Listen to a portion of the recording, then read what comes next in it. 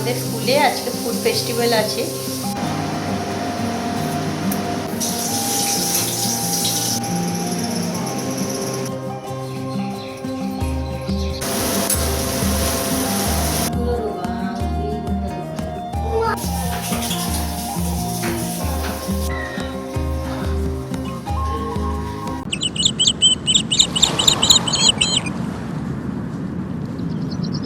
নমস্কার বন্ধুরা, আশা করি তোমরা সবাই খুব ভালো আছো। আমিও খুব ভালো আছি। সম্পদ লাইফস্টাইলের আরও একটা নতুন ভিডিওতে তোমাদের সবাইকে স্বাগত। আর আজ হলো বুধবার। আজকে সকালে উঠে রান্নাবান্না বসিয়ে দিয়েছি। তবে আজকে না, আমাদের রান্নাবান্না খুব একটা বেশি কিছু করছি না, একটু মুসুর ডাল করছি, আলু পেঁয়াজ কলি ভাজা আর মাছের ঝাল। তবে আজকে মেন রান্নার যেটা ঝামেলা সেটা হলো বাবানদের স্কুলে আজকে ফুড ফেস্টিভ্যাল আছে। তো সেখানে প্রত্যেক স্টুডেন্টকেই প্রত্যেক ক্লাসে বাড়ি থেকে কিছু খাবার দাবার রান্না করে নিয়ে যেতে হবে। সেখানে গিয়ে ওরা সেটা বিক্রি করবে। তো ম্যামেরাই সমস্ত কিছু দাম টাম ঠিক করে দেবে, ওরা খালি কাজটা করবে। তো তার জন্য বাড়ি থেকে কিছু নিয়ে যেতে হবে। ওদের ক্লাসের খাবার যেটা আইটেম হয়েছে সেটা হলো চাউমিন। মানে সব স্টুডেন্ট বিভিন্ন রকমের চাউমিন বানিয়ে নিয়ে যাবে, নিয়ে গিয়ে ওখানে ম্যামেরা তারপর ঠিক করে দেবে, ওরা সেই বুঝে বিক্রি করবে। তো সেই চাউমিনটা বাড়ি থেকে বানিয়ে দিতে হবে। ও তো বললো 2 টিফিন বক্স বানিয়ে দেবে, তো অনেকটাই। কালকে সবজি টবজিগুলো সব কেটে রেখেছি, গাজর, ক্যাপসিকাম, তারপর বিনস, পেঁয়াজ, সমস্ত কিছুই কেটে রেখেছি। আর আজকে সকালবেলা রান্নাবান্নাগুলো কমপ্লিট হয়ে যাক, তারপরে ভাবছি চাউমিনটা বানিয়ে দেবো ওকে। ঠান্ডা এখন না অনেকটা কম আছে, জানো তো। আগে যতটা ঠান্ডা লাগতো সকালবেলা ওঠার পরে, এখন কিন্তু আর ততটা লাগছে না, অনেকটাই কমে গেছে ঠান্ডা। তো চলো রান্নাবান্নাগুলো কমপ্লিট করি, কারণ তোমাদের দাদাভাই বেরোবে। ও বেরিয়ে যাওয়ার পরে চাউমিনটা রান্না আরম্ভ করব, কারণ তার আগে করতে গেলে সব কাজে দেরি হয়ে যাবে। বাবান একটু দেরিতে বেরোয়, অসুবিধা নেই। তো চলো রান্নাটা শুরু করি।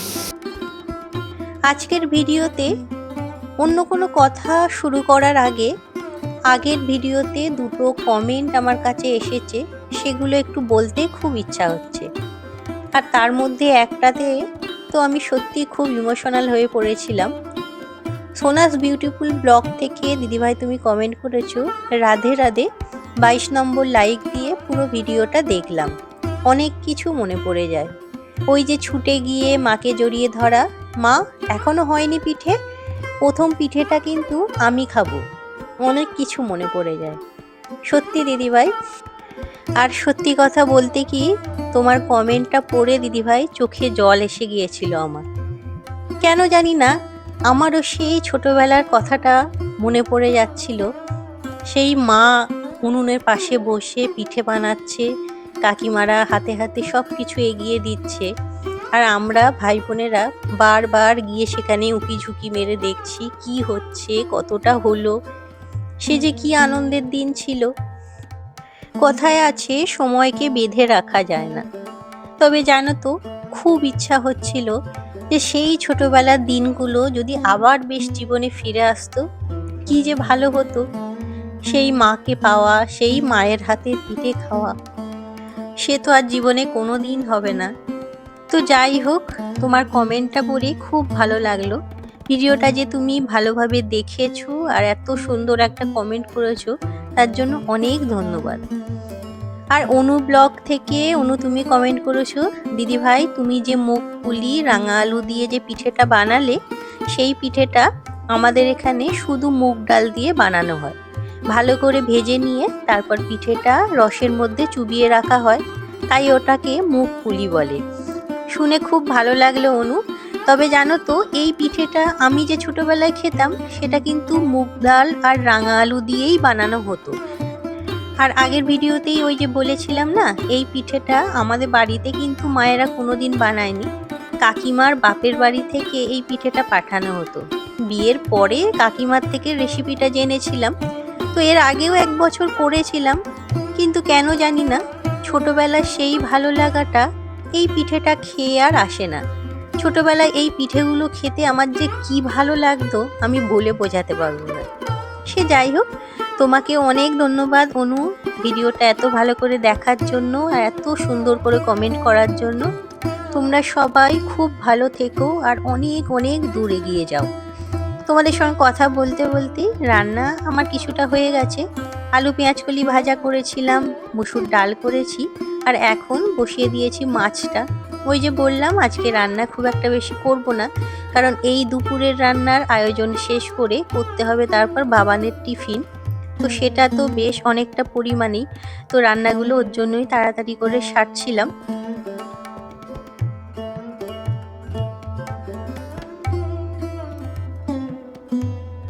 আর নিচের এই ঘরটা এখন আপাতত ফাঁকা, কিন্তু যেহেতু টিভিটা আছে তাই বসার জন্য সেরকম কিছু ব্যবস্থা না থাকায় সন্ধ্যের দিকটা মাদুরটাই পেতে রাখি।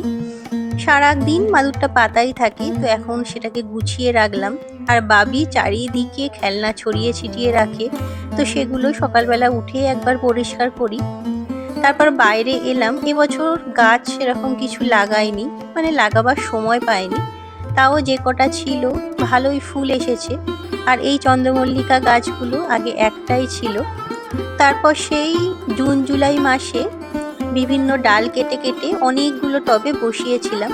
তো তারপরে কিন্তু সব কটা গাছ বড় হয়েছে আর বেশ সুন্দর ফুল ফুটেছে।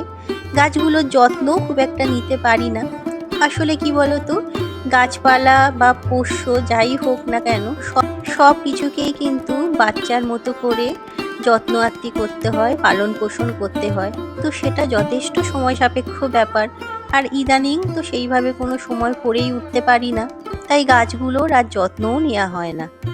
তো যাই হোক, রান্নাঘরে চলে এলাম।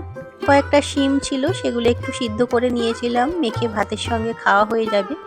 আর এদিকে আমি বিভিন্ন রকম সবজি দিয়ে একটা ডাল সিদ্ধ ইদানিং খাচ্ছি, তো সেটাই বসিয়ে দিলাম। এটা দুপুরে রাত্রে দুবেলাই খাওয়া হয়ে যাবে। এর মধ্যে এই যে একটু মুসুর ডাল দিয়েছি, তারপরে সামান্য নুন তেল দিয়ে বসিয়ে দিয়েছি সিদ্ধ করতে। আর এদিকে কিন্তু চাউমিন আমার সিদ্ধ করা হয়ে গেছে, আর সবজি তো আগের দিন রাতেই কেটে রেখেছিলাম তোমাদের বললাম। তো এখন চলো চাউমিনটা করে নিই। সত্যি এক একটা প্রজন্মে ছোটবেলাটা কিরকম এক এক রকমের হয়, তাই না? আমাদের ছোটবেলাটা এক রকম ছিল, আর এখন আমার ছেলে মেয়ের ছোটবেলাটা সম্পূর্ণ আলাদা। অথচ এই একই কথা আমরাও কিন্তু ছোটবেলায় বাবা মার কাছ থেকে শুনেছি, কারণ তাদের ছোটবেলাটা আবার আমাদের থেকে সম্পূর্ণ আলাদা ছিল। এক একটা প্রজন্মের কাছে তাদের ছেলেবেলাগুলো কিন্তু এক এক রকমভাবে আনন্দময়, তাই না? আমরা যে আনন্দগুলো করেছি সেই একই রকম আনন্দ কিন্তু আমার ছেলে মেয়ে করতে পারে না। তারা বেশিরভাগ সময়ই গৃহবন্দী, দুই ভাই বোনের বাইরে অন্য কাউকে খুব একটা বেশি পায় না। তবে আমরাও গৃহবন্দিই থাকতাম, বাইরে যে খুব একটা গেছি সেরকম না। কিন্তু যেহেতু জয়েন্ট ফ্যামিলি ছিলাম, বাড়িতে প্রচুর ভাই বোন ছিল, বেশ আনন্দ করে কেটেছিল। কিন্তু ওদের জেনারেশনে এই জিনিসগুলো পাচ্ছে যেগুলো আমরা কোনোদিন পাইনি। এই যে ফুড ফেস্টিভ্যাল, স্কুলে সব বন্ধুরা মিলে খাবার দাবার নিয়ে যাবে, সেগুলো সবাইকে দেবে, বিক্রি করবে, এই ব্যাপারটা ওদের কাছে বেশ আনন্দের বিষয় দেখলাম। তোমাদের দাদা ভাই বারণ করেছিল যে ওসব কিছু করতে হবে না, ও পারবে না, কিন্তু আমি জোর করে বানিয়ে দিলাম, কারণ এটা ওদের কাছে একটা বেশ আনন্দের বিষয়। তাতে লাভ হলো কি ক্ষতি হলো সেটা ওদের কাছে খুব একটা ম্যাটার করে না। ওদের কাছে আনন্দের কথা হলো ওরা নিয়ে যাবে, সবাইকে দেবে, বা সবাই যা টিফিন নিয়ে আসবে বিক্রি করার জন্য সেগুলো আবার ওরা খাবে, সেটাই হলো ওদের কাছে খুব আনন্দের বিষয়। তাই আমি আর মানা করিনি, একটু কষ্ট করে বানিয়ে দিলাম, কারণ এই সব ছোট ছোট আনন্দের মুহূর্তগুলোই জীবনের অমূল্য সম্পদ, তাই না? আজকাল বয়স যত বাড়ছে, নিজেদের ছোটবেলাটাকে যতটা মিস করছি, ওদের ছোটবেলাটাকে ততটাই বেশি গুরুত্ব দিতে ইচ্ছা হয়। মনে হয় ওরা ওদের ছোটবেলাটা এনজয় করুক, একটু আনন্দ করে কাটাক। তো যাই হোক, এখন হলো সন্ধেবেলা। আজকে তো আবার পৌষ সংক্রান্তি, সবাইকে অনেক অনেক শুভেচ্ছা পৌষ সংক্রান্তির। আর বসেছিলাম এখানে পিঠে বানাবার জন্য। মেয়ে আমার একটু বড় হয়েছে, তাই এবছর ও আমাকে একটু হেল্প করে দিয়েছে পিঠে বানাতে। তবে একটু বললে হয়তো ভুলই হবে, ম্যাক্সিমামটাই ওই বানিয়েছে, কারণ আমি বাকি কাজগুলো করছিলাম। তবে ছেলেরও আমার একটু হেল্প করার ইচ্ছা হয়েছিল, কিন্তু ওই যে পেরে ওঠেনি আর।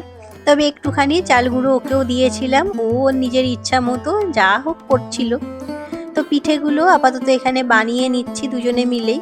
আজকে বেশি কিছু বানাবো না, সেদ্ধ পুলি আর দুধ পুলি বানাবো। বাবান আসলে অনেক দিন থেকে বায়না করছে দুধ পুলি খাওয়ার জন্য, তাই আজকে তো বানাতেই হবে।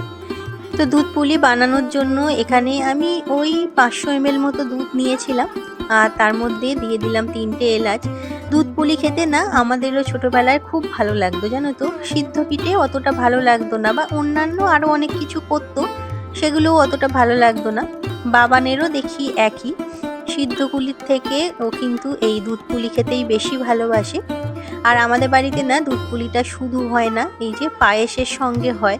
তো অল্প একটু গোবিন্দভোগ চালও এর মধ্যে দিয়ে দিলাম। তারপরে পিঠেগুলো তৈরি করে রেখেছিলাম ছোট ছোট করে, তো সেই পিঠেগুলো এবার দিয়ে দিচ্ছি। আগের দিনই বলেছিলাম দুধ পুলি বা যে কোনো পিঠেই বলো আমাদের বাড়িতে কিন্তু সবাই খুব ভালোবাসে। শীতের সিজনে যদি প্রত্যেক দিন করা যায় তাহলে হয়তো ওদের আরও ভালো, তবে সেটা তো সম্ভব নয়, কারণ যত যাই হোক খেতে যতই ভালো লাগুক না কেন পিঠে করতে কিন্তু বেশ খানিকটা সময় লাগে। আর এতটা সময় দিয়ে রোজ রোজ করতে এসব ভালো লাগে না। যদিও আজকে নিয়ে 3-4 দিন হয়ে গেল। এদিকে দেখো সে দুধ পুলি কিন্তু চাল বা পুলি সব কিছুই কিন্তু ভালোভাবে সিদ্ধ হয়ে গেছে। আর আজকে তো খেজুর গুড় দিয়ে করব, তো গ্যাসটা ওর জন্য অফ করে দিলাম, দিয়ে তারপরে খেজুর গুড়টা দিচ্ছি। তবে একটু চিনিও দিয়েছিলাম আর সামান্য একটু নুন দিয়েছিলাম। খেজুর গুড়টা দিয়ে ভালো করে মিশিয়ে নিচ্ছি। তবে গুড়টা কেন জানি না মেশানোর পর এত সুন্দর কালারটা এসেছিল। এখন গুড়টা ভালো কি খারাপ, তার কিসের জন্য রংটা এত সুন্দর হয়েছিল জানি না, কারণ অনেক কিছু জিনিসেই এখন দেখি রং দিয়ে বিক্রি হয়। তবে রংটা কিন্তু সত্যিই খুব ভালো হয়েছিল। আর এদিকে দেখো কিছুটা সিদ্ধ পুলি হয়েছে, কিছুটা হচ্ছে, আর কিছুটা হবার জন্য রাখা হয়েছে। তো এই হলো আমার আজকের সংক্রান্তির আয়োজন। এখানে করেছি সিদ্ধ পুলি, এখানে করেছি দুধ পুলি পায়েস দিয়ে, আর এখানে আছে খেজুর গুড়। তো আজকের ভিডিওটা এখানেই শেষ করলাম, আশা করি ভালো লেগেছে। টাটা।